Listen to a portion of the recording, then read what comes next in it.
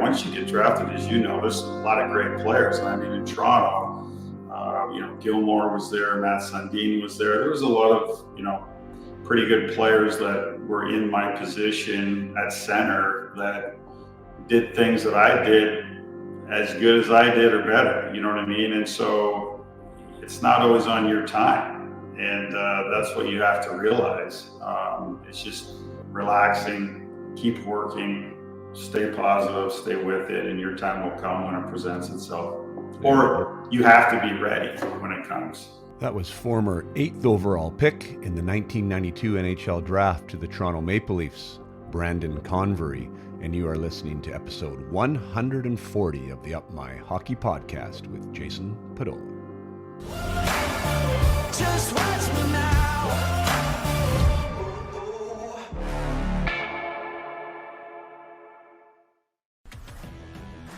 Welcome to Up My Hockey with Jason Podolak, where we deconstruct the NHL journey, discuss what it takes to make it, and have a few laughs along the way.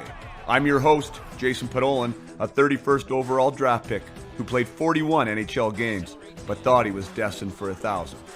Learn from my story and those of my guests. This is a hockey podcast about reaching your potential. Hello there, welcome back, or welcome to the Up My Hockey podcast with Jason Podolak. I am your host, Jason Podolak, here for episode 140. And today we're going to be speaking with Brandon Convery. He's a former teammate of mine in St. John's, Newfoundland, and also with Toronto, with the big club and with the Maple Leafs. We played together for about a season and a half.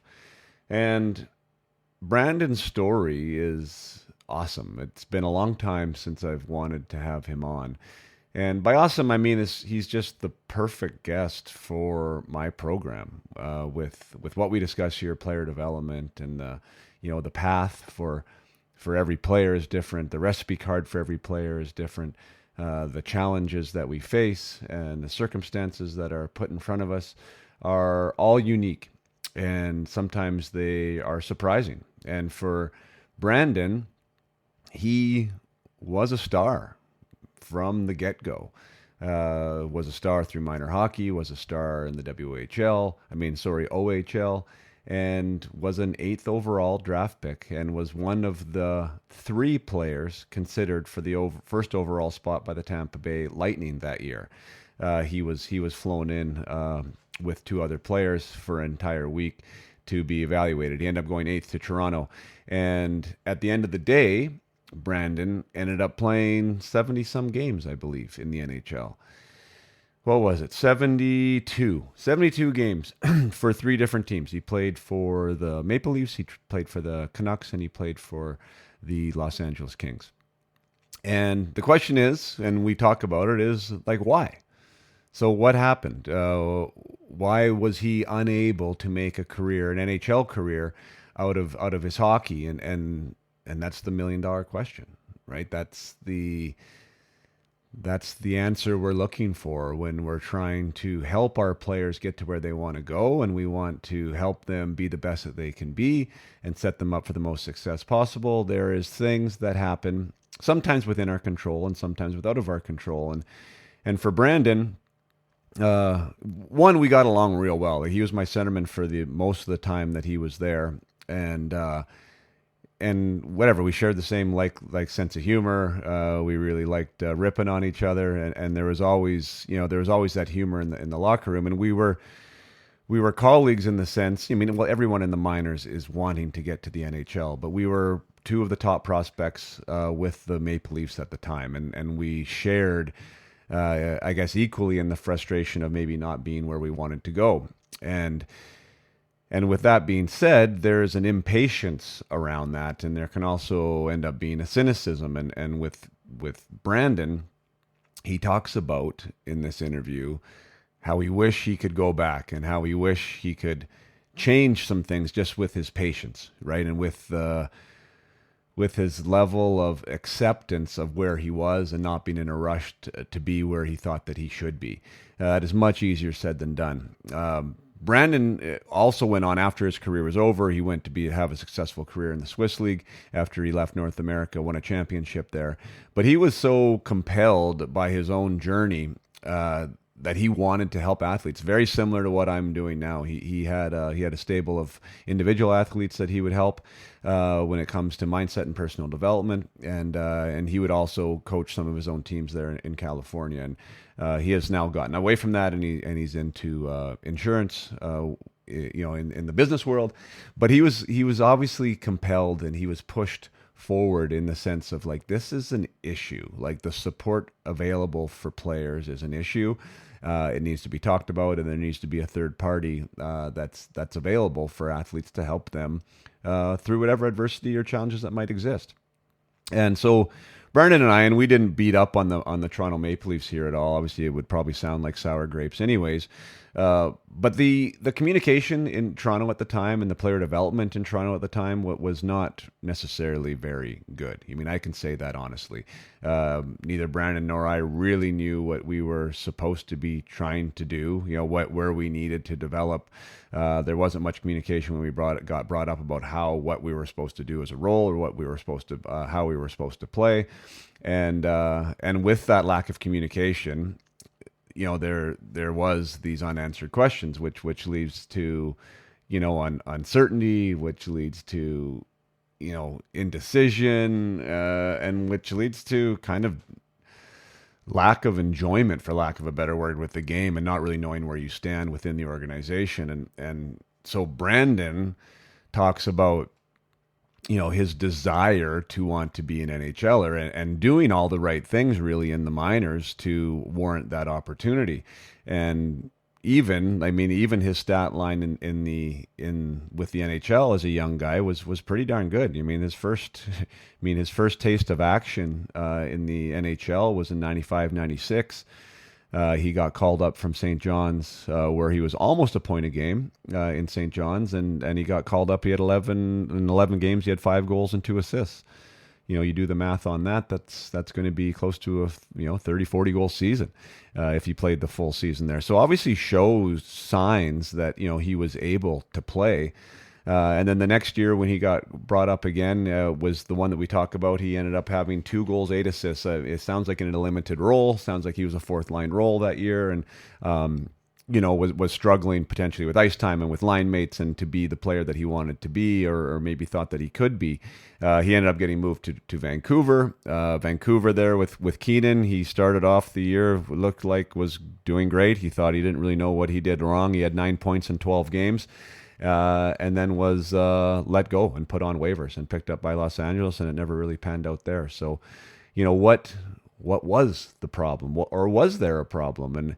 And for Brandon, it sounds like it was just misunderstood was a word that he used. That he cared so much that sometimes he got in his own way. His impatience was something that got in his own way, and just really overthinking the game and kind of trying too hard to get to where he wanted to go. And it was just a mental battle the entire time. So I've really enjoyed Brandon Convery. I've always enjoyed him. He's a ton of fun. He's a smart cat, and he gets it, and I do find that sometimes the more intelligent a player can be. Obviously, this is a broad brush statement, but they can, like the overthinkers, sometimes the high IQ, and I mean this in like an intelligence standpoint, not a high hockey IQ, but a high IQ person in the sports world can end up being an overthinker. And the overthinking is something that gets themselves in trouble. And we do talk about that a little bit, and I do believe Brandon fell in that category. And sometimes those players like Brandon who have the most success with someone like me, or with some type of support in that aspect to support the mental side of the game away from the game. Not necessarily having a problem putting it together on the ice, but having a problem putting it together off the ice when it comes to the uncertainties, the things that aren't in your control, the overthinking of some of these mechanisms that are in place.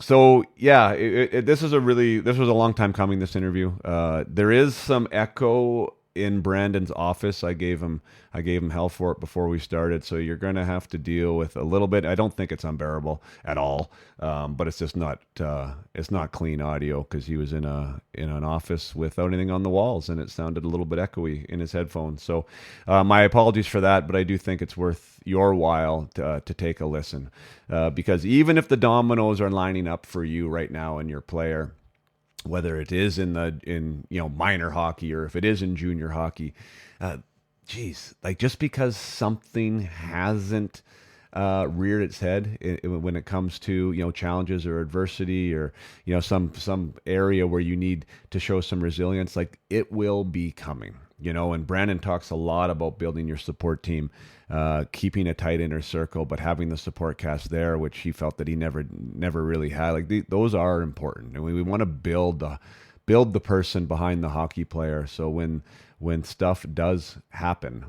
we are now prepared to deal with it. We feel that we've already established a safe relationship and a comfortable relationship with somebody. Instead of which, I find a lot of people wait for like the bottom of the barrel moment, and then only then will they now seek some type of support. And that's not the best way to do it, because geez, we don't want to get to the bottom of the barrel in the first place. And then when you're trying to establish a relationship in that scenario, it's not awesome. So yeah, I mean, to do your best work as a hockey player or do your best work as a parent, I think you should establish some type of connection early, even when things are going good. That is really the best way to do it. And the establishing the relationship when things are going good are going to help the player be even better, find more within themselves to become a better player. And then also when things don't go their way, there's already strategies, processes, tools in place, along with the support mechanism to make it much more manageable. So without further ado, I will bring you my conversation with Brandon Convery, a heck of a player in his own right, somebody that bears the label as being a draft bust with Toronto. Welcome to the club for Brandon, as they didn't do a good job of developing any of their picks. So either their scouting staff was terrible or their development staff wasn't great. But either way, I think it's an unfair scenario, because this guy was a heck of a hockey player, put up lots of numbers all over the place, and there's lots to be learned from his lesson. So here is episode 140 with Brandon Convery. All right, well, holy crap, this has been a long time coming. 4 years, maybe more, to get this man, my former centerman, on the podcast. But welcome to the Up My Hockey podcast, Brandon Convery. Thank you. It's a privilege. I've been wanting to get on your show for a long time, but it's a tough one to nail down. Oh yeah, I was gonna say, you sure don't act like it's a privilege. Jeez, hunting you down. You'd think you're the prime minister or something. It's unbelievable. No, it's good to speak with you. I've obviously we haven't talked much over the years, but when we do, it's like we have just yesterday. But obviously, you're doing some positive things in the world, which is great to see. Well, hey, trying. I wanted you. I mean, for multiple reasons. One is that you were a hell of a player. Obviously, this show is about trying to be a player, and trying to be the best that we can be. Your story is not too far off of my story. And we had the same team in common. So, I mean, I think there's a lot of, there's some commonality there that I think is worth getting into. And then also you got into kind of what I'm doing there for a little bit as well. And so yeah, I just think that we can probably shoot the shit and have a pretty good time doing it, catching up. So, I don't know I really don't know the best place to start with it, other than maybe that entry into junior. Like, I want to start just with a little bit of your career and seeing how that was for you and all the rest of it. Was the OHL always where you wanted to go?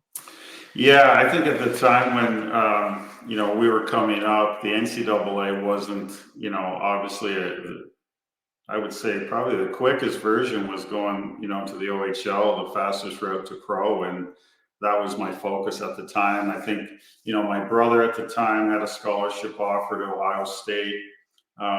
He was a couple years older, but, I was on a fast track, and that's what I wanted to do, is to get to the pros as quick as possible. And that was the best route at that time. Right. And coming out of excuse me, Ontario, was there a team that you wanted like to play for, or did it really matter? No, I mean, I wanted to play for my hometown, and there was an opportunity to be selected, and it just didn't work out. And thankfully, I did get selected to the Sudbury Wolves, which was a great experience, and one that I'm glad that it worked out that way. Playing in Northern Ontario is a great atmosphere. We had some great teams there. I think the first 2 years, I think we were rated number one, in the Canadian Hockey League at the start of the year. So we had some good teams, great players and teammates. So it was a great time. The OHL draft existed then? Yeah, yeah. Where did you go in that? I dropped to the third round, and as an underage, so I played 4 years. I think at that time you had to go in the top 3 rounds, right? Or you weren't allowed to go as an underage. Okay. I think there was a little bit discrepancy whether or not I was going to go the NCAA route. So teams, I think, were a little bit hesitant, but it all worked out. Right. What do you mean by an underage in that scenario? Well, your regular draft year wasn't until a year later. So I think in the WHL, right, you have a 15-year-old protection draft, do you not? And most of them, they don't play, do they? That's actually, yeah. No, you can't play. So like Landon DuPont was the first guy ever that got that exceptional. Yeah. No, I guess second because Bedard did it too. But that they got drafted as a 15-year-old. Yeah, I guess you're right. And then now he's playing as a 15-year-old. Everyone else has to wait that 1 year to their 16. Yeah, so I think it was similar to that. You had to be selected in the first 3 rounds. So, it was, like I said, no regrets at all with that. Right. But then you played as the 16-year-old? Yep. Not as a 15-year-old. No, not as a 15. No. So that was when you had the 26 goals in 56 games in Sudbury as a 16-year-old. I think, my first year. Yeah. It kind of, when I first got there, like I say, we had a great roster. So I remember when I first got there, I think I was a scratch maybe the first couple of games. The coach told me, "Hey, go upstairs and watch," and I was like, "Wait a minute," and here we go. But it just kind of, once I got in, I got one goal, and then my confidence just grew, and I kind of took off from there. Right.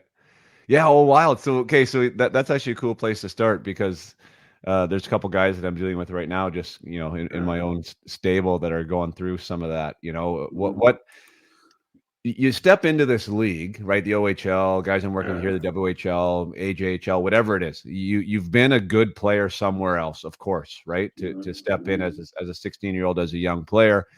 Never have you experienced not being in the lineup or being healthy and being told that you're not good enough to be in the lineup, however they want to pose that to you. That's a pretty big slap in the face for a lot of players, and and how to deal with that. Like, how was that for you, and how did the coach deal with it back 30 years ago? Yeah, I mean, 30 years ago, there wasn't much, it's like, basically, here's what the deal is: go upstairs and watch. There wasn't any kind of coddling or anything like that. So, I was just excited to be there. I didn't really get caught up I didn't feel I was, could jump right in and be that top player like I always thought. And so maybe it didn't affect me that much at the start. And so it was a positive transition, going from maybe going in and out of the lineup to being in consistently. And I just took advantage of that opportunity. And maybe it was luck or anything, but I got a couple goals early on, and it just progressed from there. But it can be, when I fast forward and look at other opportunities down the road, maybe 4 years later, I didn't handle it as well. So it was kind of, looking back, I wish I kind of was like I was at 16 years old when I was 20. When I approached the game, and maybe been a little bit patient and just relaxed a bit and watch, learn, and stick with it. Right. That junior experience for a lot of guys. Well, I mean, obviously you and I both know a lot of guys don't. I mean, you play at junior, that's a pretty good accomplishment. A lot of guys want to and try to do it, and a lot of guys can't. And that's sometimes as far as could be the end of the road. But that is a big transition, like at a really, really formative time, right? Like, you're moving away from home, you're with billets, you're playing with 20-year-olds, 21-year-olds, like there's a lot of stuff happening socially, you're changing schools. Uh, like, I don't know, just drop back into that spot. Like, is that Yeah. something, are you Yeah. surprised that you were able to handle it? Would you let your son or daughter do something like that now at that age?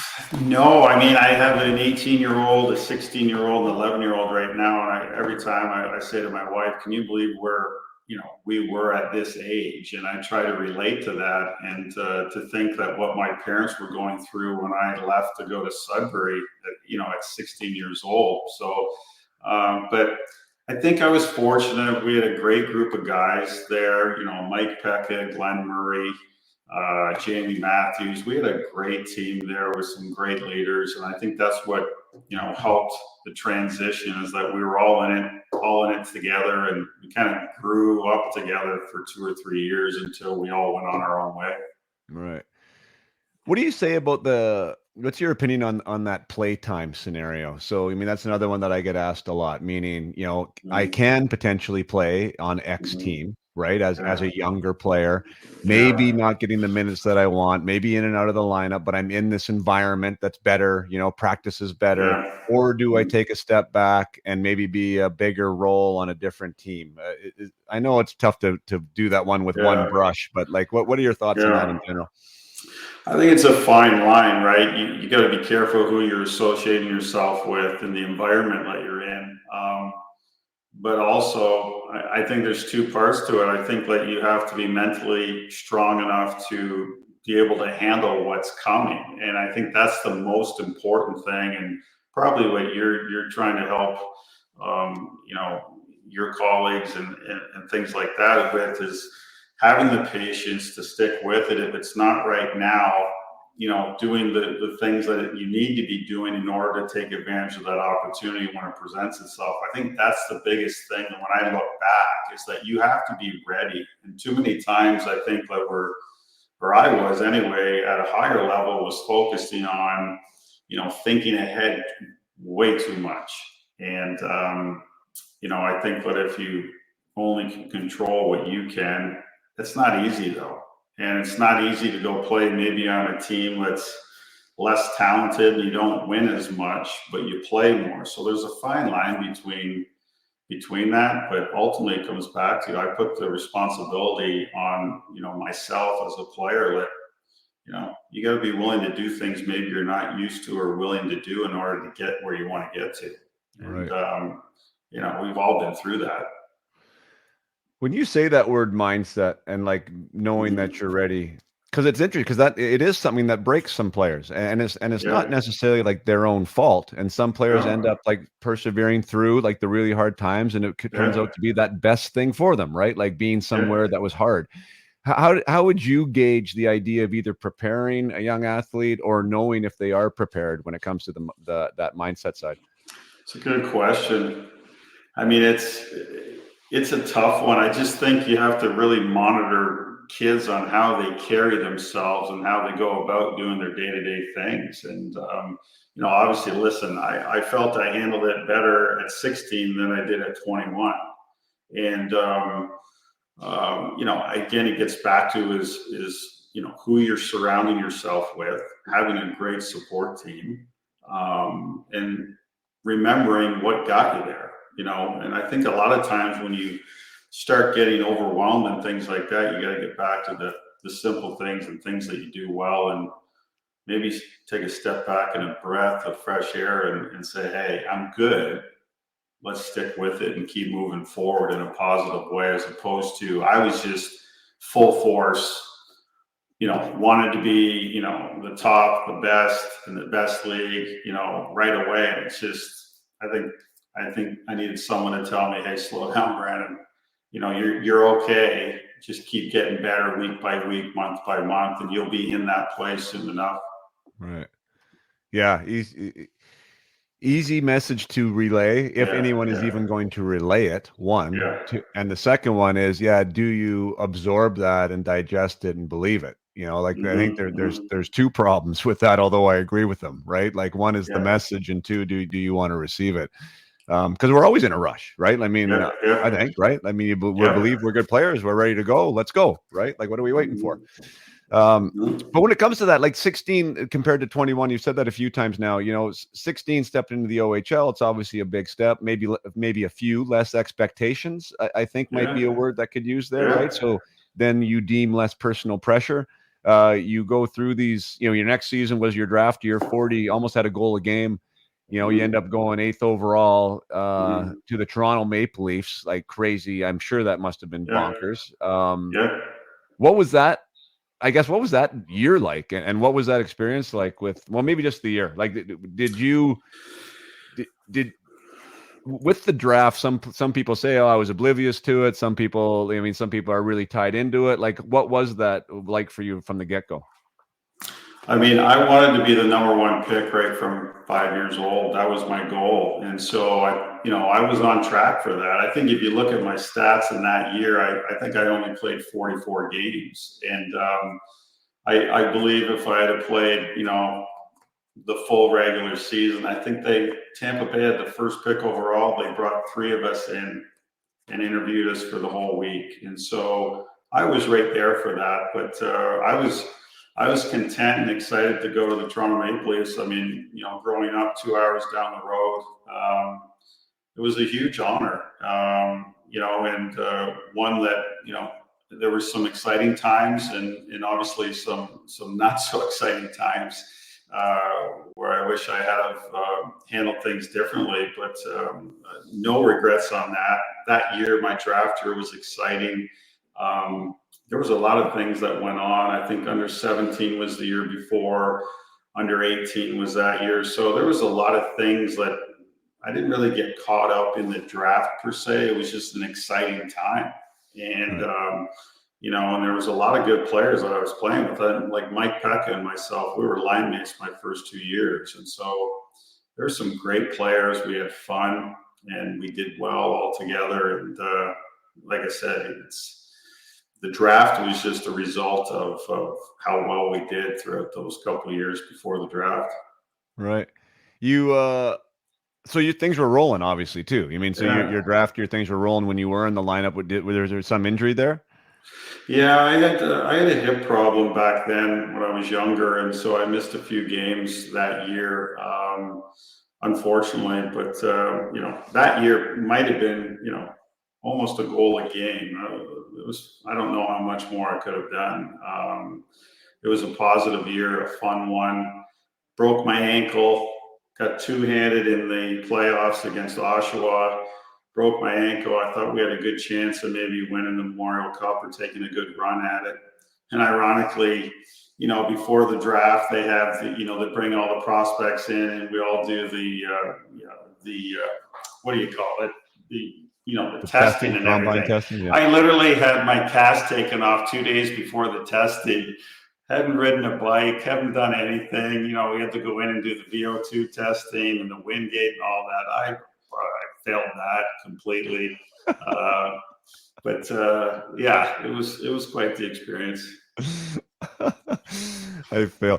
For everyone listening who hasn't done the VO2 test, you can't technically fail it. You're going to get a number, but it might not have been a very high number. No, I don't think mine was that high. Oh, shoot.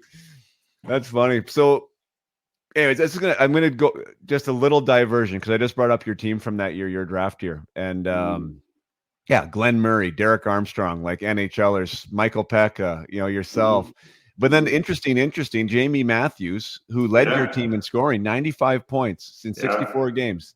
Yeah. Never played a game of pro hockey in his life. Like, and that's an interesting story too. Like, what was the story with him? When I got drafted there the year before, I was told to go watch him when he came to Kingston when I was 15. Like they were talking about this kid was the next Wayne Gretzky. Like he was a very intelligent player, funny guy from Nova Scotia, great friends with Glenn Murray, but it just never panned out. I think he got selected maybe to Chicago, but it never went anywhere. And it's kind of, how do you pinpoint why certain players it worked out and certain players it didn't? But Right. he was a great player. That's wild. I know it's so Mm-hmm. crazy when you see these great Mm-hmm. players and then you don't see anything about them. You're not No, really sure why. no, Um, no. So I love that mindset though. So you said, like, you directly said from the time I was 5 years old, I wanted to be the first Mm. overall pick. And now that you say that, I think that, I mean, I could probably relate to that too. So when Mhm. you're living that, and now you're in that, I mean, you're in the right league to make that happen. Mhm. You're on the right team to make that happen. You're playing Mhm. the type of game that it, like you're essentially, it's coming true, right? Like it's a Yeah. reality that this is something. Where does something like that, in your opinion, like where does that come from, as far as even that type of belief system to have that so early? I don't know. I think I have to put this back to my dad, who had a heavy influence on myself, played hockey. You know, every day, every week, it was hockey. We watched it, we played it, and it was just ingrained. And we were around it, the environment. My brother was 2 years older. He was a goalie, but it was just an environment that we were around growing up. And obviously, I gravitated towards it and was hungry to play the game all the time, and wanted to be the best at every level. And I think that's what drove me to have a lot of success, early on through, to 18. And then obviously, a couple things I would change once I got to 18. I think that was maybe one of the things that if I could do over was, once I got drafted, I thought, okay, I did it, but you have to reinvent yourself. And maybe I stopped doing things that I did up until that point from a mental standpoint. I was very goal oriented. I used to write on a board before every game how many goals and assists I thought I would get.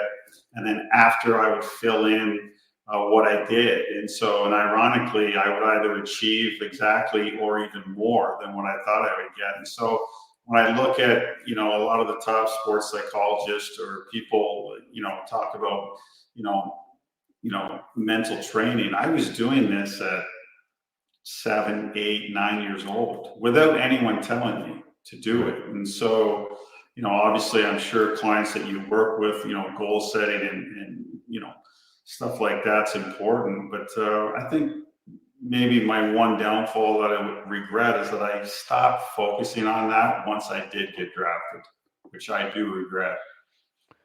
And stop focusing on what exactly? Like your output?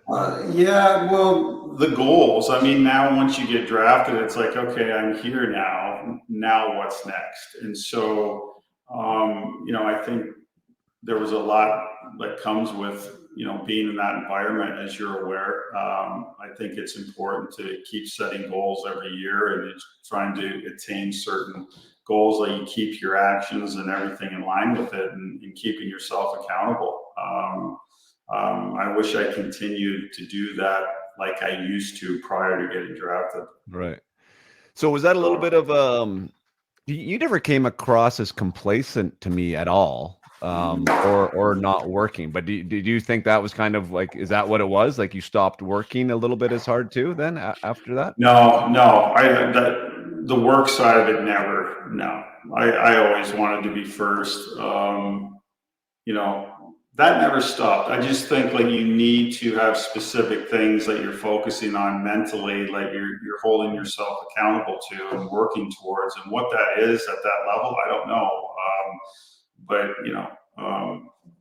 being patient and working towards those without getting frustrated, without getting overwhelmed. I think, because I was a fast track and wanted to get in and wanted to be there. Once you get drafted, as you know, there's a lot of great players. And I mean, in Toronto, Gilmore was there, Matt Sundin was there. There was a lot of, pretty good players that were in my position at center that did things that I did as good as I did or better. You know what I mean? And so it's not always on your time. And that's what you have to realize. It's just relaxing, keep working, stay positive, stay with it, and your time will come when it presents itself. Yeah. Or you have to be ready when it comes, Right. Yeah. Two great points. which is Uh, not easy. yeah. No, it's not easy. A lot of No, it's not easy. no. Um, you can see that in different players. The environment, of course, like really matters a lot. Mm-hmm. As far as what ecosystem are you getting put into, right? Mm-hmm. Who is above you, right? How's the team doing? All Yeah. that stuff. Like a lot of times, even these guys, did somebody pan out, or did they do great, or did they not, or you're Mm-hmm. a surprise, right? Well, holy smokes, a lot of it has to do with that, just in and Mm-hmm. of itself. Yeah. The thing I found interesting with the Toronto Maple Leafs was they did have these good players, but they didn't have good teams. And No. so they weren't doing well. No. You would think that they would be in an environment where they'd be bringing younger players in to play a more prominent role. Yet that was really never the case there the whole time, because they were No. always either trying to hang on to whatever, or believing what they Yeah. had. So I think that didn't help you or I in that environment very Mm-hmm. much.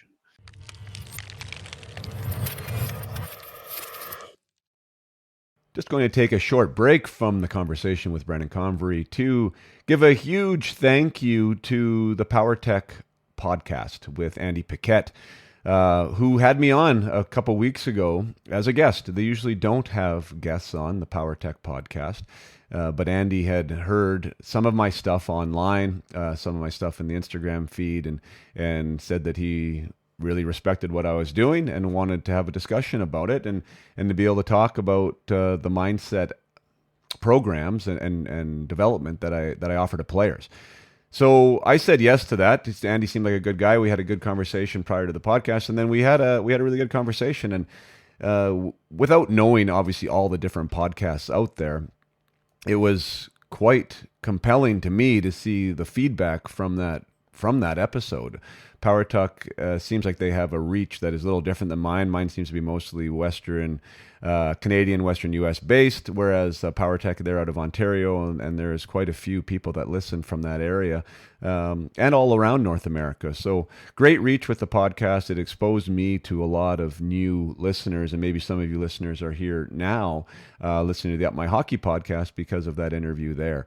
And a lot of new interest in just in the programs, not only from the individual aspect. A lot of parents and players have been reaching out, but also from a team aspect. So definitely want to thank Andy and the Power Tech team there for having me on. It's awesome to be able to reach more people, to be able to help more players, which is what I love doing, having players have a better experience with the game of hockey, to be able to put their best foot forward, to step in closer to their personal potential is super exciting for me. And yeah, the conversations that I've been having in the last 2-3 weeks have been numerous, but have been welcomed. So thank you very much to the Power Tech team. And if you are somebody who has not listened to the Power Tech podcast, go check them out.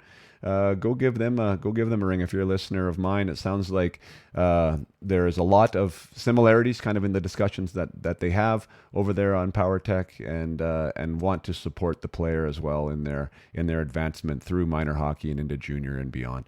So thank you, Andy. Thank you, Power Tech team. And thank you for all those who have reached out. And if you are somebody that is interested and has been a listener and has not reached out with regards to your player and how I can help, or with the team that you're with and how I can help, please do.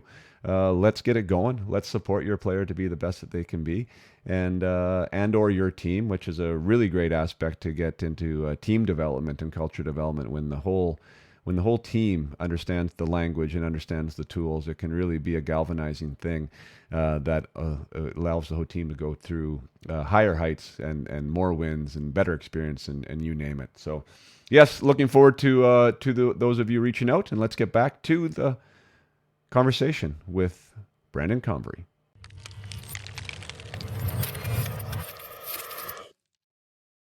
How was that first year? Like, so you do go Yeah. 8th, Yeah. you get drafted. What is the message, if one at all, about like the plan for you within that organization? There was, I look back at it, I don't think there was much of a plan. I mean, I think they were struggling as an organization. I think the year before they beat Detroit, went on that run and lost to Gretzky in LA. There was a little bit of excitement there. But, I look back, like you just mentioned, we had some good players. I mean, Mike Gartner was there, Wendell was there. But there obviously was a leadership component to that, because there was good enough talent. Why wasn't the results moving forward. And I think even blending in younger players to that organization, if you look at the 80s and 90s, even into the 2000s, Toronto, I don't think that they ever developed a first round pick. I mean, you can pick on your hand, maybe a couple. I don't know. Obviously, the game's changed where I feel it's a younger man's game now, where when we were in it, I felt like it was a 30, 31-year-old league with maybe a few 20-some, that were on the team playing. So I think that was a little bit different. But I don't know. I know now, being on winning teams and looking back on why we were successful on those teams compared to why we weren't on certain teams I played with, for sure. Yeah, there's a big difference there. Yeah. I was just wondering that, as far as like the plan, because I know you and I are both very pro communication, and that's easier said than done too, right? Like I don't think there's anybody that's going to raise their hand and say I'm anti-communication, right? Like people think that they do it. Just some places do it better than others, and some players need it more than others too. Is the other thing, right? So I think that that's part of the psychology of this whole player development aspect that gets missed a lot of times. It isn't a one size fits all for guys. You need to understand that Brendan Convery might need a little bit more of a game plan for him than Danny Markov does. That's two different personalities, two different people. How do you feel about that? Because I know that you got into what I'm doing now after the fact. So I think that obviously strikes a chord with you, probably what I'm saying there. Like if you were to be director of player development at that time and you just drafted Brandon Convery now, like how would you handle that scenario? Yeah, well, I think looking back at that, even mentioning that, Pierre Dorion was the head of player development with Toronto when I got drafted. He passed away a year later. And so, as everyone knows, I was his guy, right? And so he passed away, then someone else comes in, takes over. Maybe he was a fan of somebody else. And so I do think it's important when, go where you're wanted. So if you're on a younger team and I get a lot of times, I had calls from parents and kids who are like, where should I go play? To me, it's an easy answer. Go where you're wanted and, take advantage of it there. But, with Toronto and the plan, I don't know what it was. And, I look back, it's my own responsibility. But I do think back, my oldest son just turned 18 and I look at him right now and I'm like, he's young. He doesn't know any better. And so there needs to be some guidance. And so post hockey, I got into doing some seminars and mentoring similar to what you're doing because I felt it was a huge need and what was lacking in the game. It wasn't about, the on ice and working on your shot and skating. That's a given. But I feel like what was missing is, building that internal strength and knowing that, talent might take you to places where talent can't keep you. And I think that was very evident for myself. I had enough talent. I was my own worst enemy. And, there's things that you need to have in place. And I think coaches need to do a better job at, like you said, we're not all the same. And I'm not saying one needs more than the other, but from the teams that I had success on and winning championships, the coaches, got to know you. There was a trust level that you knew that their intentions were the right thing. And I think a lot of times in my early age, I didn't trust anyone at the pro level. And I don't think that's the right way to go about it in that environment. You have to have somebody that you can lean on and trust. And, it's crucial, I feel, for development. Yeah, that's a little bit of a marketing pitch, like for what I do. I think that the third party aspect, that a player knows that you have their best interest at heart, period. Right? Like there's no other ulterior motives. Like I want John Smith to be the best player that he can be. End of story, right? Like that's the only thing that I have on my mind. And I think that players need that. I do think that the bridge has been gapped a little bit when it comes to, like, when we played, and you played on a few teams too, so I like your opinion on this, but I always felt that it was an us, like the players versus them, the coaches and the management. Like it Yeah. never felt like we were on the same page. It always felt like that we were adversaries within the same organization. I think again, it seems like some of these guys that are getting it now and getting good results, like the Paul Maurices and the Coopers and the Sullivans, like they've bridged that gap, right? Like they're Well, making it a connection there. but if you, yeah, I mean, if you listen to them, I mean, I don't know each of them, but I would love to play for them. Just listen to them, how they go about themselves, right? They're honest. There's probably a two-way. You could talk to them about anything, but they've gained the trust of the players. And so I think, listen, I think that's, for me, when I was coaching my players, I still get calls from my players to this day. This was 10, 15 years ago. And we had great teams because the kids knew I did things how I wish I was treated. And we had a lot of success. Was I hard and expected a lot? Absolutely. But I look at those guys like you mentioned, are prime examples. Players want to play for them. They trust them, and they have a lot of success, but not just one year. They're consistent. And you look at the teams that don't have that consistency, I think you can look and pinpoint kind of it's a trickle down effect from the top down, why they don't have success. Right.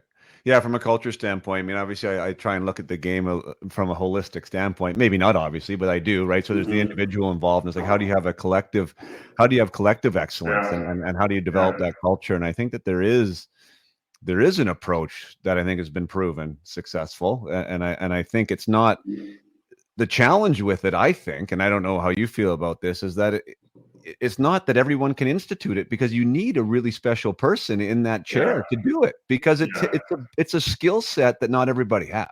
No, it's like anything though. I'm trying to find a physiotherapist here in Nashville, and there's very few that are at that level, right? And you apply that to anything. Just because they're coaching in the NHL doesn't mean they're, outstanding compared to their peers. And so there's very few that I feel that are elite and that get it.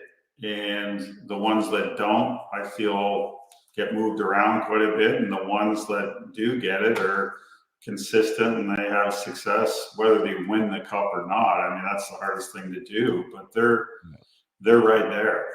Yeah.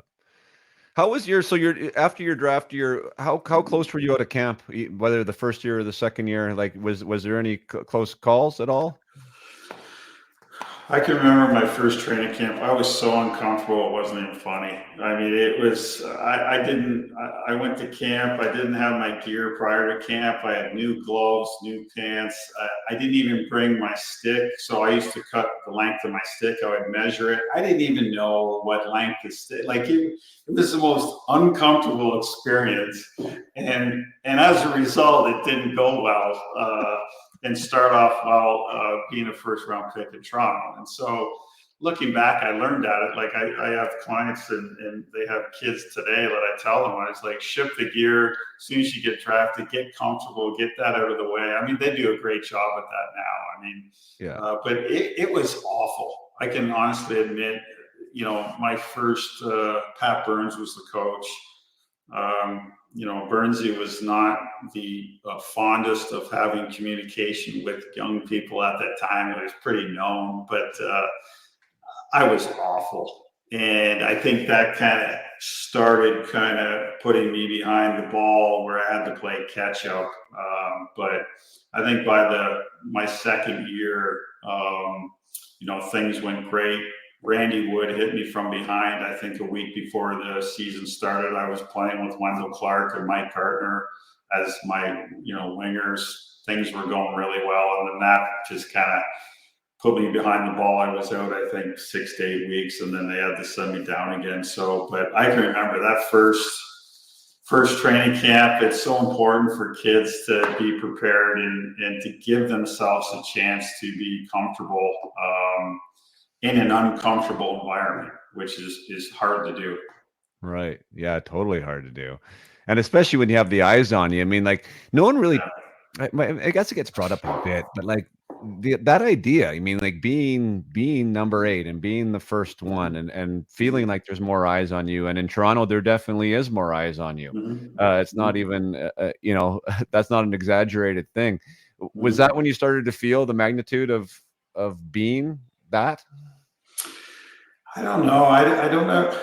I'm kind of like, I never thought in those terms like pressure. It was just, I was my own worst critic. And I think obviously the way I thought from a young age obviously propelled me to get to where I got to. But it also was a kind of a slippery sword where at that level on those particular circumstances, it can be a huge disadvantage for you. Because I wanted everything so quickly and was so, not to say overwhelmed, I just kind of self sabotaged my own self, which, again, my own responsibility. But that's why I think it's important to surround yourself with a good environment that's going to say, hey, you're okay, keep working, keep moving. I can remember talking to, I think, the sports psychologist back then, and he'd be like, don't worry about it, you'll be fine. And I'm looking at him like, I need to play now. You know what I mean? Like, this was like life or death for me internally. There was no other go play in the minors for the next 10 years. It was like NHL or nothing. That was kind of my mentality. And was great for certain instances and not so good for others. One of the things that comes up for me with the players that I work with is the idea of the self criticism, right? Yeah. So like I do think that there is an element that is a high performer trait. I mean, if you don't have high standards and if you aren't particular about your game or your practice habits or any of these things, yeah, you're not going to get to where you want to go. But there does become a point where if we focus on it, or if we're too hard on ourselves, that it can become a detriment. Is that essentially kind of what you're thinking? Like you knew that you didn't have a good camp, and the fact that you didn't have a good camp and maybe weren't living up to this expectation that you had for yourself personally was almost worse than somebody else telling you. Yeah, well, exactly. It was my own. I knew I had, the ability and stuff like that. It was just, self-sabotage in a sense where, you know, just have to take a step back and keep moving forward. And like I said, at the time, there's nothing wrong with kids even today, like going down, even my first year junior, I sat and watched a bit and, take notes and way you go. Playing in the minors was almost the norm back then in the 90s. You go down and play a year or two, and then you get called up and you're ready to go. So, but in my mind, I was just, built in my mind that I wanted to be the best, and if I couldn't do that, it was internally not good. And then you do start reading the Toronto Star or the Toronto Sun, and maybe there's times that you shouldn't be looking at that. And I'm sure today with obviously online media and things like that, the smart ones probably don't even pay attention to it, which is a positive thing. Yeah. Well, how do you combine? So, like, if I'm getting back to the crit, like when I'm working with players, the idea is we want to be able to use the information available. I mean, from whatever it was, right? The practice or the game that maybe like we're disappointed in, but then like, how do we put that? How do we use it and then move on and step forward? And it's all with the intention of playing the long game, really, right? Like trying to get better over the long term, which you've spoken to, having some patience involved in the process. Would that be something like if you were to go back now and be 20 again, like how would you handle the self-critique, and what would you do on a kind of day-to-day, game-to-day basis? Well, definitely. I mean, I think today now with studying of game tape and film or whatever, they have access to everything. And I think being a student of the game, I mean, they have real time. They watch it even after a shift. They got their iPads on the bench. I think things like that. I would be. I mean, I thought I was a student of the game, but now looking back, I mean, I would have been even more off ice focused on, whether it was maintaining strength physically and maintaining the mental component of it. So you're doing the things and reminding yourself what got you there. I think we lose hindsight. We start focusing on other people and what they're doing as opposed to getting back to what you do and what you do best. And as long as you're doing it in that environment, you got to do what you provide and do best, and obviously learn and grow your game. I was an offensive player. Should have been pulled aside a little bit earlier, even been told how do you play away from the puck. And, if you were very good at that, which Doug Gilmour was great at, if you're great at that, you have the puck more in return offensively. And so just, understanding those concepts, I think for younger players coming through, I think you have to have that discipline, not only on the ice or in training, but mentally to watch, rewatch video, things like that, and how can you do things differently and improve upon. I'm big on, reminding yourself what you're good at while you're working on the little things that can improve your total game. Oh, I love you saying that. That's just what I worked on with my group last week, is like understanding what makes you unique and valuable, like, and really owning that to the best of your ability, right? Because you're not helping the team. If I didn't produce offensively, there's other guys that would hit and block shots, and it's like you gotta be at your best to help the team, and if you're not helping. And so I look at, again, you get back to success at the World Juniors, success in Europe, on Team Canada, on teams where we won. It's just each individual brought something and contributed and did that very well, and so. That's why we won. And even though we won, it was hard. You know what I mean? So that just tells you have to have everything lined up in order to even have a chance to win. That's why, looking back now, I see these teams that are consistently taking an opportunity to win, even at the junior level or even at the pro level, winning the Stanley Cup. It's until you've won, you don't understand it. Yeah, I agree. Can you think that you can want it too much? Like, and can that be a problem? Again, I've been trying to get Danny on Markov because he is such an awesome human being, and what a great dude. And I think he's probably fishing. He's fishing in Florida too much. He doesn't have time. He doesn't get reception out on the ocean. But I do. I think for me is a prime example of maybe wanting it too much too quickly. And I do think there's a fine line. And again, I think that's why programs like what you're doing, the importance of parents to understand that there's certain resources around them, like what you're doing, like what I used to do. I think when I was doing this 10, 15 years ago, I feel it was ahead of the time in a sense, right? No one was talking about it. It was more on ice, more whatever. And now I think everyone's, you listen to McKinnon talk, he works with somebody, everyone's open to it and understands the importance of it. So it's, a little different. Yeah, no, for sure. I just we can get so dialed in. I don't need to name names. There's lots of young players now that are really uber dialed, right? Like from a 24/7 kind of standpoint. And I just know, for me, and not that I was conscious about it, but I felt that I did do better when there was some type of a diversion. Sometimes in St. John's, it wasn't the best diversion, obviously, with George Street maybe being right there or whatever. Well, or having to get up for an alarm clock or something, There's some things. But even saying something more like I don't know, like guitar or going fishing, absolutely, or some of these types of things, right? Absolutely. Listen. You immerse yourself, be good at what you do. I do feel that looking back on all this, the shame of all of it is that look how much each of us accomplished in the game. We didn't win the Stanley Cup. We didn't play 1,000 games. All right. But if you look back, I'm like, pretty much did everything there was to do in the game. I won at every level, didn't win a Stanley Cup, and didn't win an Olympic medal, but represented my country 10 times. So that's what I'm saying. Getting back to is taking a step back and looking at, hey, what you've accomplished, and think about it, and write in a journal, write in your phone on things that have gone well, and read it.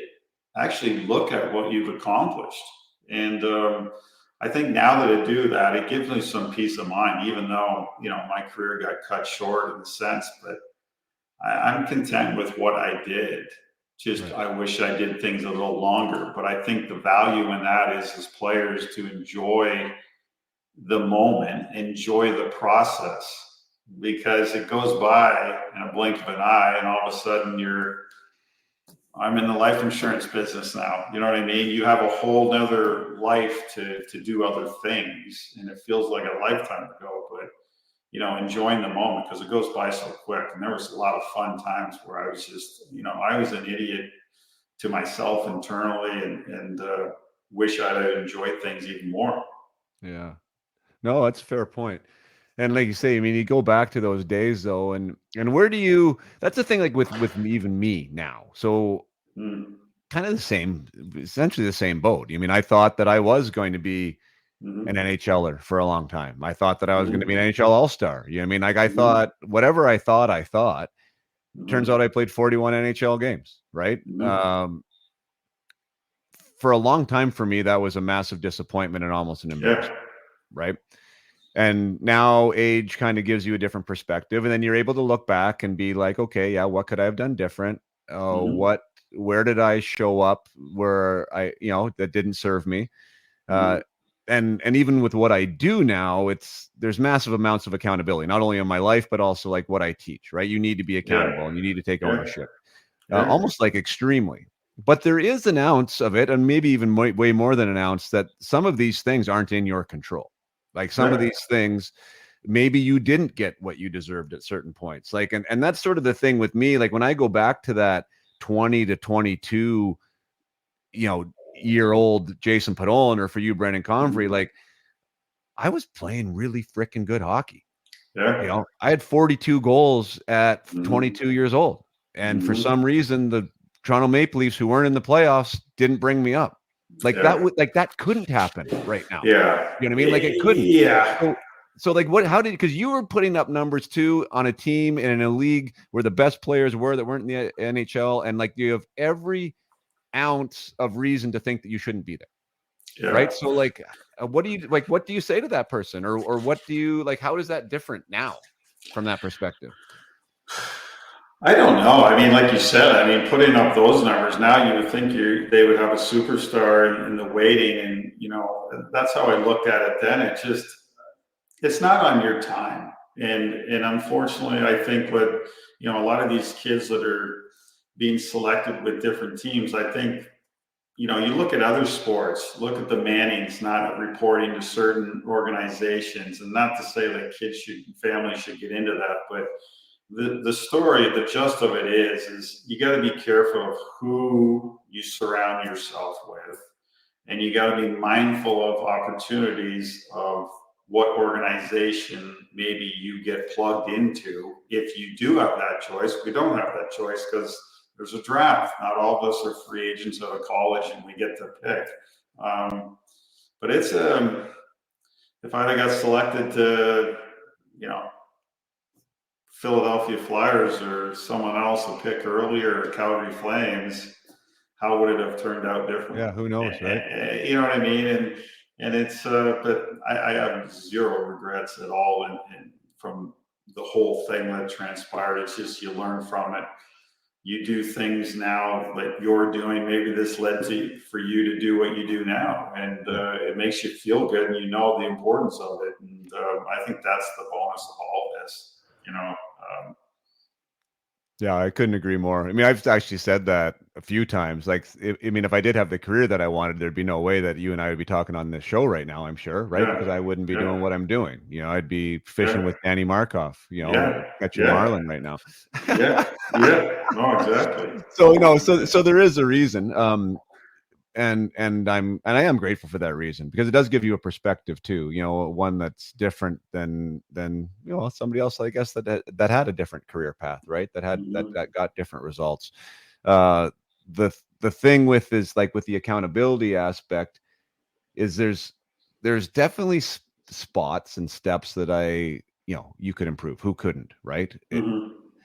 It's just tough when it's like, damn, like I'm not sure how much could have changed other than like the environment you're talking about that you don't have a choice Yeah. over. Yeah. Like that actual thing that you said was about an opportunity too. Uh, the opportunity needs to come. Like, in the one time for me, it came was Mm-hmm. when in that initial trade, like when I Mm-hmm. first got traded to Toronto, I Yeah. went there. They had me on some good lines. I played minutes, Mm-hmm. and I kind of don't even know where the story is going, because it wasn't like I've actually felt that I played bad. I could have played better. I could have Yeah. had more production. It's kind of But that. It's the hump, right? If you got to yeah, play it like 10 more games, you're over the hump, and then you can settle down and you're playing. You're right. playing.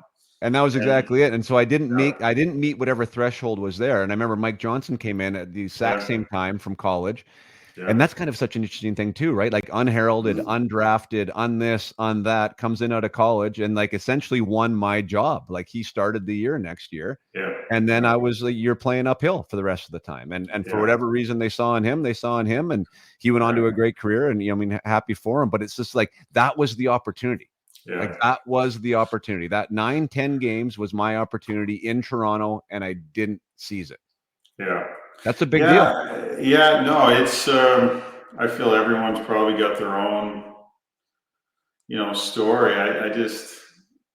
I think ironically, if I look back, like when I did get my opportunity, the last 10 games of my second year, I got called up to Toronto. I had 5 goals and 2 assists in the last 10 games. I thought, wow, this is, I'm off to the races. And then the next year I struggled. A new coach came in, new situation, new this, and struggled with it. And, then eventually got traded to Vancouver and thought, okay, this is great. The following year, 9 points in 12 games, get put on waivers.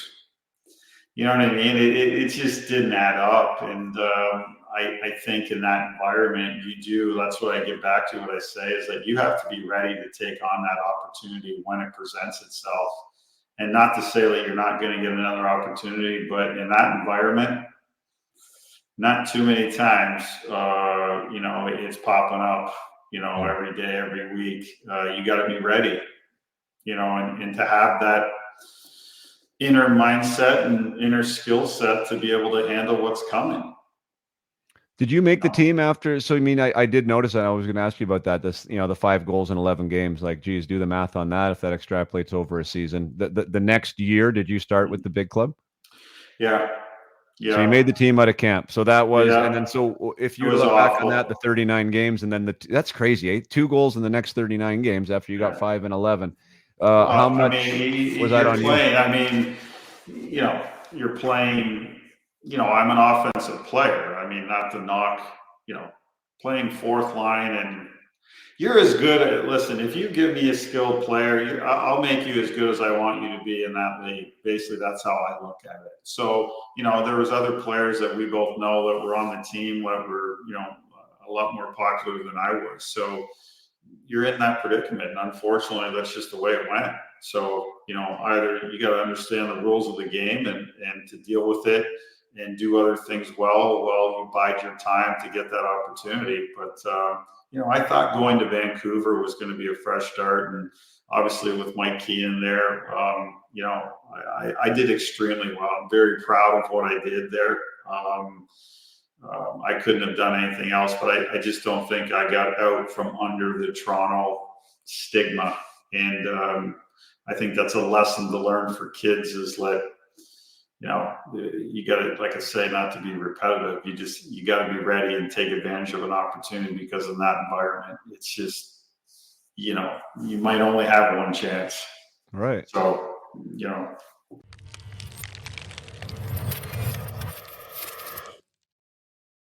Take a short break from the podcast just to remind you of the mindset quiz that is now up on my website, Up My Hockey.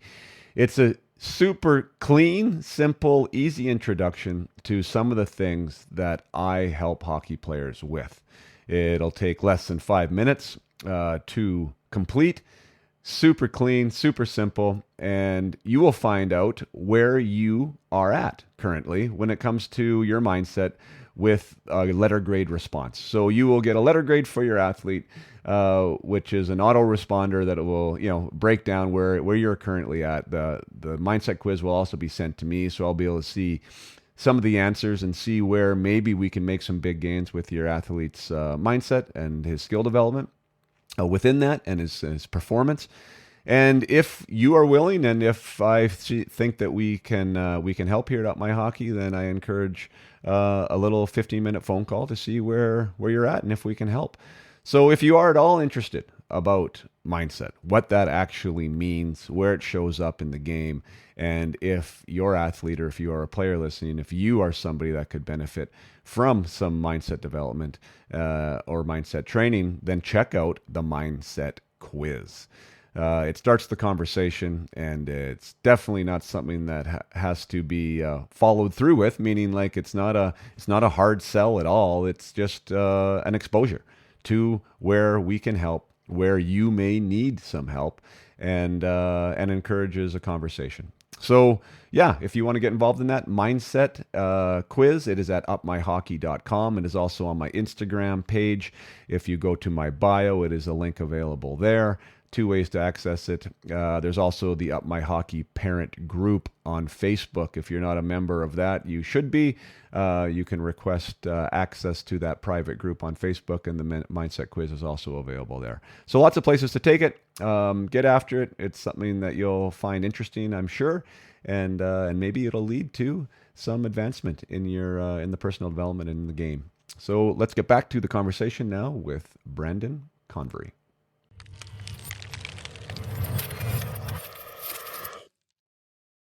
That next stint, like the one before you got traded to Toronto, like, and you said, you said, I wish I struggled. Were you struggling? Were you struggling with the role, accepting your role? Like how were you struggling that year? Yeah. I was not in a good frame of mind, just personally. I was frustrated with the way or what position I was put in, who I was playing with. Felt I was as good as others around me that were playing, and so I struggled, and it affected me. It was my own fault. Again, probably why I get into coaching and doing other things later. That if I was in that position of authority, I would recognize that and pull someone aside and just talk with them. I didn't trust anyone, and it was a big issue for me and how I played and performed, and ultimately I got traded, which again was great.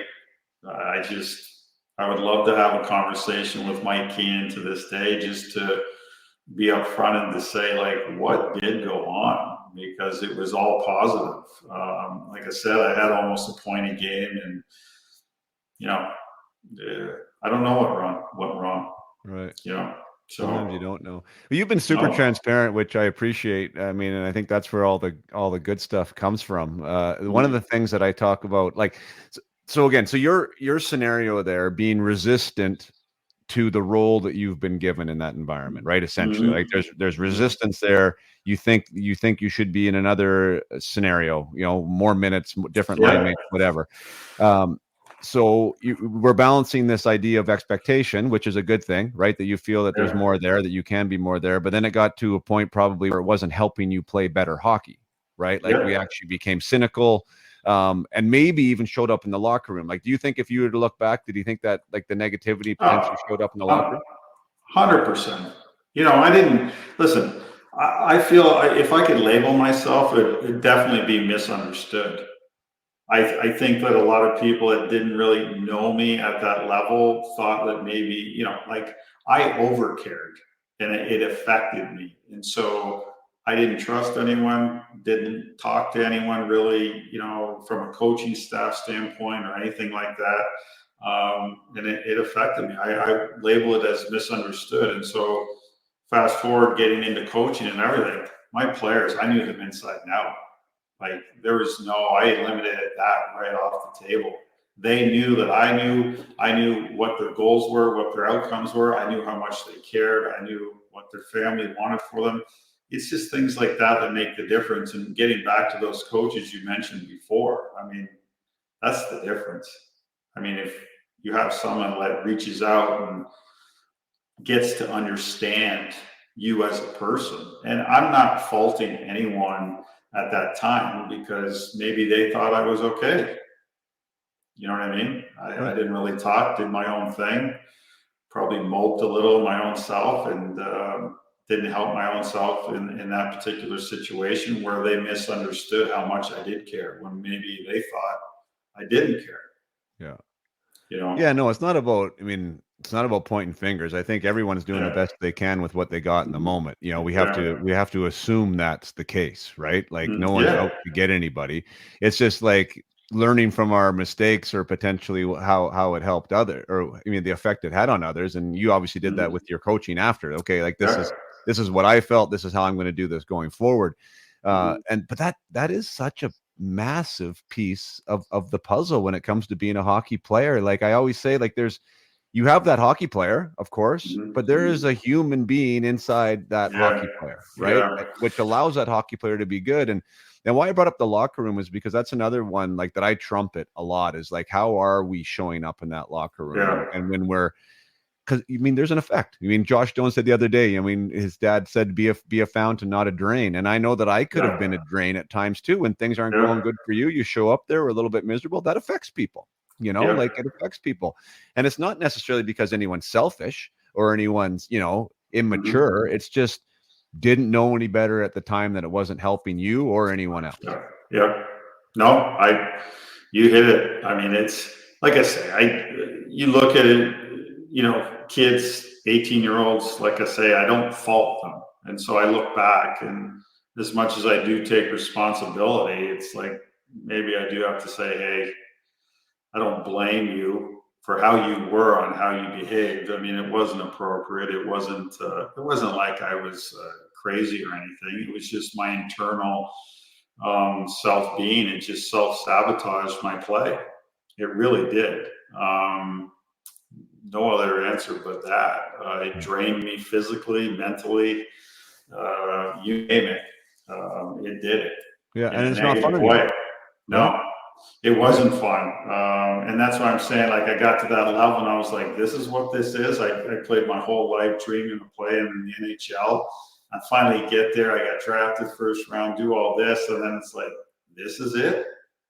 You know what I mean? So it's kind of like, but that's what I get back to talking about, like setting the bar and setting goals to keep achieving certain things is that you got to reinvent yourself constantly. And moving the bar, because it's like I got there, then I was kind of like, and then you get around players that you idolized or grew up thinking how they were and leaders and things like that. And then you get around them and then you're like, wait a second, they're not what I thought they were. Or I think for players growing up that are playing, never assume they're as good as you think, and nor are they as bad as you think. And I think for a lot of kids that maybe are in awe, like I was in awe of these guys when I first got drafted. I mean, I grew up, I could tell you how they take their stick, what color they wore this. It was kind of a savant in those things. And sometimes I got caught up too mentally of being in awe, as opposed to, hey, I'm actually better than these guys if I just put my head down and get after it. So It was interesting. Yeah, I mean, and I find that enjoyment piece is what I'm going to stick to is because as an amateur athlete, like even the tough times in Spokane, like there was some tough times there for sure. Like I never stopped having a good time. Like it was all, and especially in minor hockey, like I didn't even pressure. Like I didn't even know what that was, right? Like it was just go play. And then as a pro, there was definitely times where I was cynical. But like when I'm talking with players now and I see it showing up more as like these U13, U15, like already getting like that there's no fun. And it's like that's the thing that I try and connect everyone to is like why. Like you're doing this because you loved it at some point, right? And we need to continue loving it finding ways to love it. And part of that is enjoying that process that you said of like getting better, like just being in it, being in the fight. Like that's got to be part of the fun. Yeah, and listen. We're all enjoying things a little bit more when we're doing what we feel we're supposed to be doing, and so that's easier said than done. When and I think that's the slippery sword when you're in that environment, pro level or high level, or whether it's business or sports. It's performing at the level that you perceive yourself to perform at, Yeah. and maybe you have to dial it down a little bit. And while you keep moving forward in that environment, I would strongly suggest. Again, it's just getting back to the trust level from the people that are above you or the peers that are around you. I just feel like it's a team game, right? And I want your viewers or whoever's watching it, it's a team game, but ultimately it comes down to everyone is focusing on themselves, right, to be at their best. And, it's the ones that do it the best, they have the most team success where they bring out their best, but ultimately it comes down to the individual. Even though everyone talks about team concepts and all this, I get it. But we all want to be at our best and we all want to contribute and feel like we're contributing a part of something meaningful, whether it's winning or, whatever it is. But, I think that environment, you do get to understand there's guys that are focusing all about themselves, and you understand it's not all about team, but, uh, trying to be at your best to help the common goal, which is ultimately to win the Stanley Cup in that environment. Yeah. Yeah, I think it, and you saw it in the few teams that you were on, and I saw it for sure, like in the NHL and out of it as well. The different cultures within the greatest league in the world, right? Like the ones that aren't being successful, you can look back now as an adult and be like, oh well, I can clearly see why, and I can clearly see why this other group was doing so well, because the atmosphere in the room wasn't individual, and it wasn't, it was about making a difference. And the brief time I was with, I was with Florida for a while, like from the draft to my first year pro. So, a few camps, and they had that success going to the finals the year before my first pro year. And that year for me, like I was a fourth line guy when I played my 21 games with them or whatever, 19, I think it was, as a first year pro. And there was no real issue with that for me, because like they did do a good job of just explaining that this is how you're getting involved in the game, in the league, right? Like I wasn't really worried that I only had one goal. I wasn't worried that I wasn't on the power play. It was comfortable, right? Like I had comfortable minutes in a comfortable environment. I felt that I was part of the process, and I thought they did a pretty good job of like explaining to me that 30 years ago. And then when the trade happened, it was completely different. I didn't know what I was supposed to do, or kind of where I fit in, or what the plan was, and it kind of felt a little bit unnerving in some ways. And and I don't know if that's like whatever, but that's just a little bit of a culture piece, a little bit of a communication piece, a little bit of like a knowledge piece. The thing I want to talk about though, and I want to share a story with you that Jason Krog told on the podcast. You know him, right? Jason Krog. He played a long time. He came out of, he won the Hobie Baker. Came out with the Islanders. He was a great pro in the eye. Didn't have a ton of success in the NHL, but played quite a few games. And he told a story when he got called up from the IHL into Atlanta, I think it was at the time. And so he'd been a pro for a while. He'd won like MVP kind of in the minors, this type of stuff, right? And they put him net front on the power play. And he was so pissed off that he was net front on the power play. He never played net front before, right? So he's in the NHL, net front on the power play. Why the hell am I taking cross checks in the back from the big, like all this stuff, right? Anyways, and in the conversation, he was like, I was so worried about being upset that I wasn't in my right spot that I didn't take advantage of the opportunity that was right in front of me of maybe playing good net front on the power play. Like, isn't that wild though, right? Like to look back on it. And I think that's just like a highlight for everyone listening right now. Like where you're at might be exactly where you need to be at. You just got to do the best you can with where you're at. Yeah, it's you hit it. I mean, that's what I'm saying. We're always thinking that we're supposed to be here and there. We are where we're supposed to be, and it's kind of cliche in a sense. It's like to enjoy it, or you don't have to accept it, but to just go with it and build upon it. And like I said, I can only relate to say it's just not on your time in that environment. It's not always on your time. You know what I mean? In time, hopefully you'll get to be where you want to be, but it's just, Yeah. it's, I don't know how to pinpoint it, but that's funny. We can Yeah. all Well, relate to that. I think there's a lot of people that can. And you know what? I'm gonna pick your words a little bit, and I want to see if you agree with me. So like the one thing that I say to my players is that Yeah. they do need to accept it, but they don't Yeah. have to like it. Yeah. True. Right? Because isn't that like the differentiation there? Like Yeah. you need to accept where it is that you're at. Me being in St. John's, right, or you being Yeah. wherever, Yeah. Jason Krog Yeah. being net front. You got to accept it. You don't have to like it, but if you accept it, I think that resistance goes away, Don't which fight it. allows you to maybe take advantage of that opportunity a little Yeah, bit. it's I can only equate it to an energy drainer. You know, it's fighting it, and it's Yeah. just mentally and physically it comes next, and it just drains you. You know what I mean? And so I think ultimately players just got to get back to just playing and having fun, and having fun is doing what you do best. And if you're doing that consistently, if you're good enough to maintain and stay at a level that you aspire to be at, so be it. But my fondest memories, I think that period maybe in Toronto where I got called up and had that stint in the last 10 or 11 games, and then Vancouver. But other than that, my most exciting time was not in the NHL. It was in Lugano, Switzerland, post NHL, and we went on a run and won the whole Swiss league. I felt that team could have beat half the NHL teams. Like, we had a great roster, Petri Newman and Mike Maniluk and myself as the three imports, but we won collectively as a team, and it's just night and day why we did. And I mean, and I was accustomed to winning like under 17 and World Juniors and things like that. But this was a team championship where you had to win 4-7. You know, we only had to do it 3 rounds there as opposed to 4. And we were that good and we barely won. And it's just, it's a testament to the coaching staff, who I feel the coach there was probably the best coach I've ever had from a preparedness, standpoint, and also trying to get to learn and understand you as an individual as to what, makes you tick, and, but it's not for everyone. That was what I liked, what you like might have been a little bit different or someone else's, but that's where it gets back to, you said earlier, it's not one size fits all.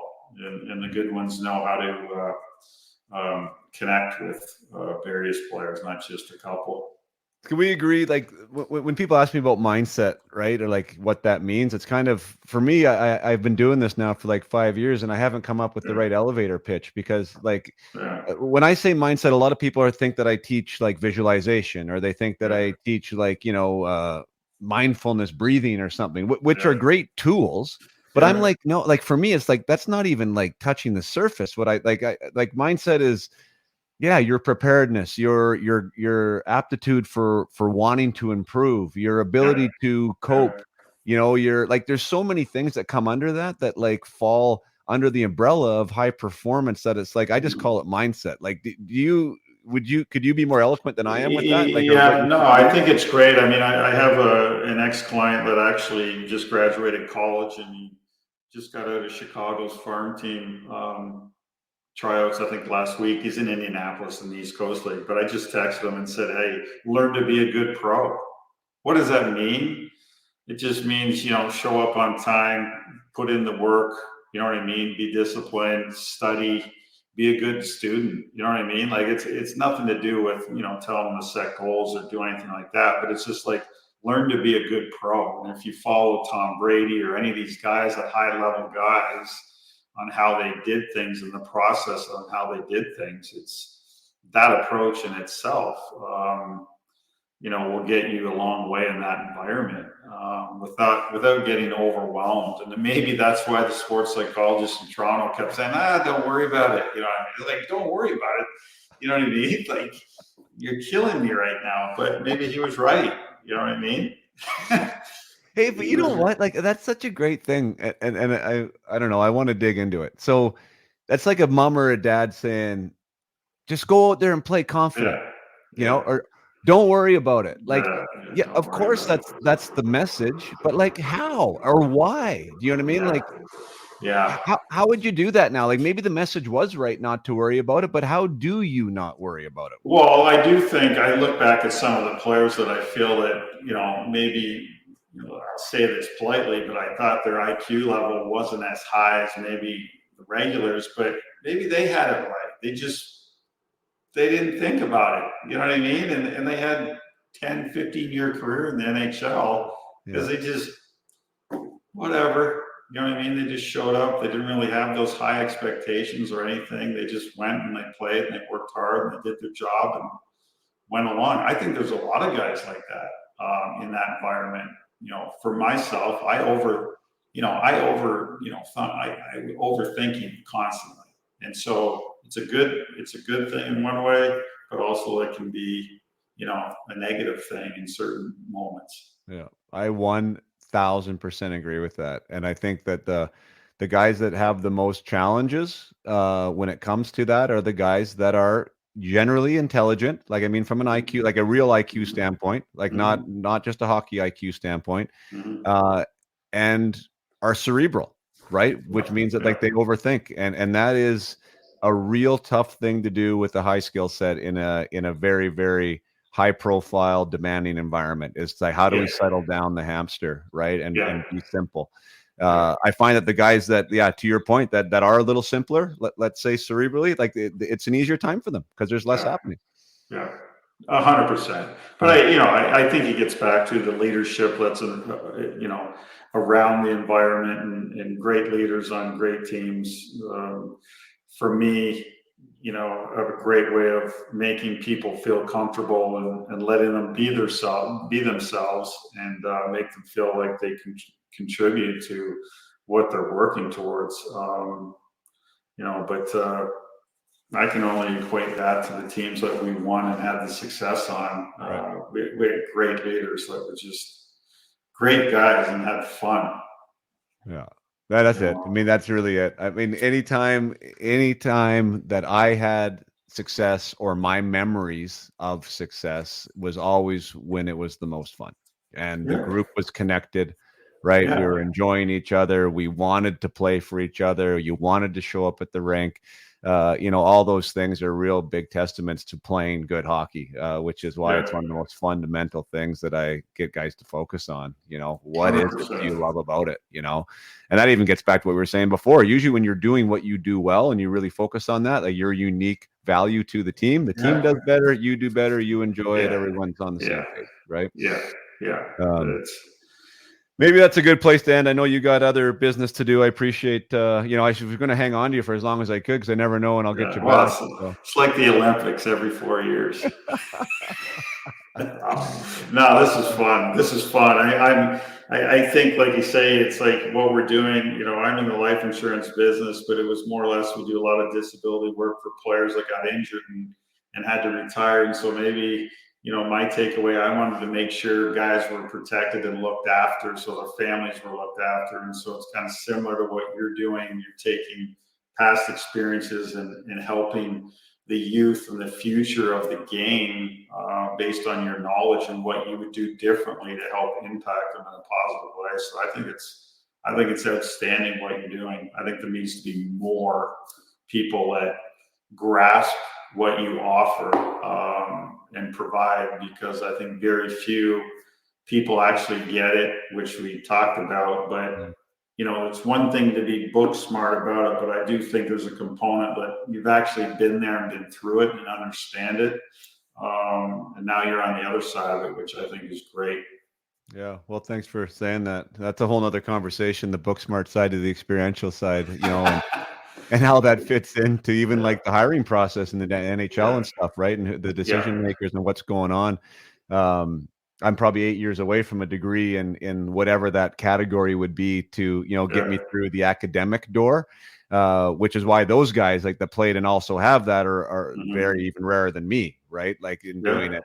But for what I'm doing in the amateur environment, in the amateur space, I do feel very, very comfortable with what I'm teaching and how I provide the message. And there's obviously a lot of players out there that can use it. And I think even more so than ever, like I said, I'm just seeing it now show up. Just yeah, it's a very common thing, and a lot of guys want to play, of course. And it's fun to see the differences it can make. And that's really a crazy thing, right? Like.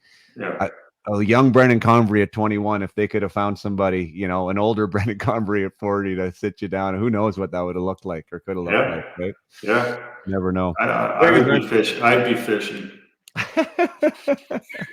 Well, you better warm that spare room up for me in Nashville. Coming at some point. All right. Anytime. Thanks for being on, partner. All right. Thanks.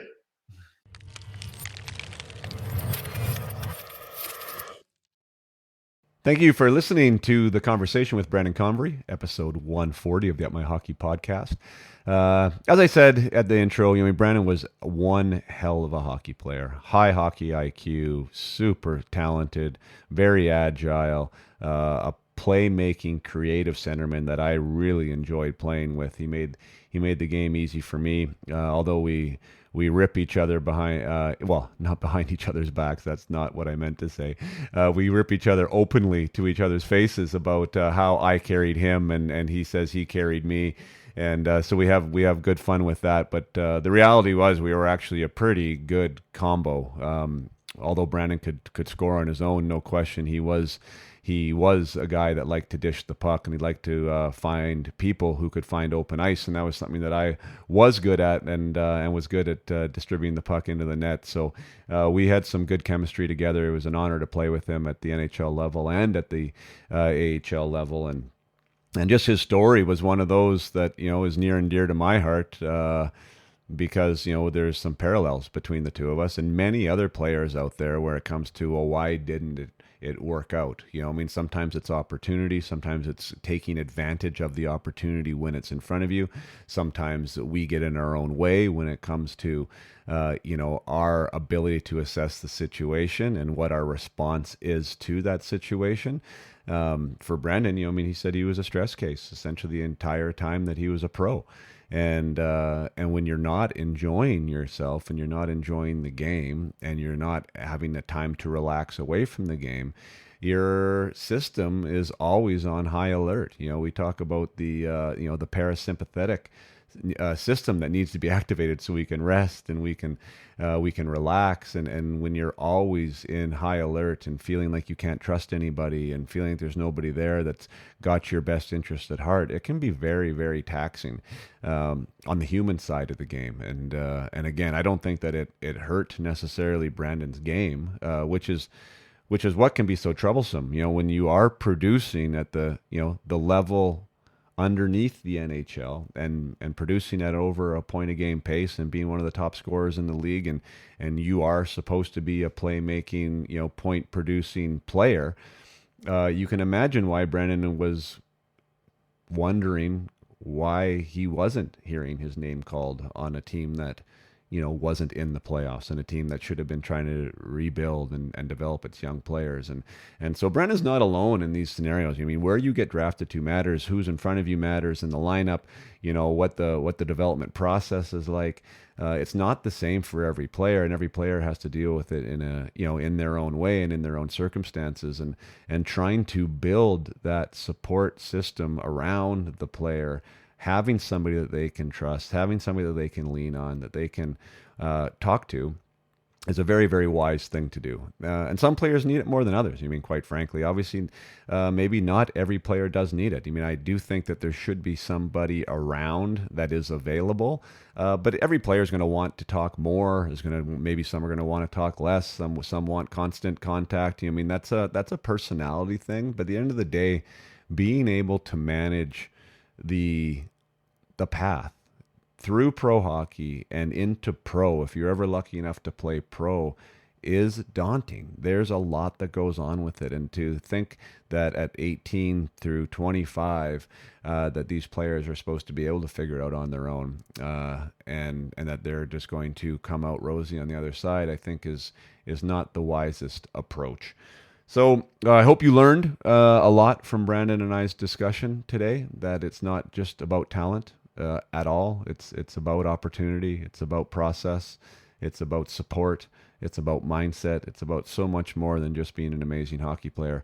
If you want to get, to the highest level, or even, whatever level that might be for you as an individual, whatever your NHL is, it's going to take a team. So yes, that was a long time coming. Brandon, if you did listen, I really appreciate you being on. You know that I do. I always love our conversations. And thanks to all of those who listened to the entire thing. And until next time, play hard and keep your head up.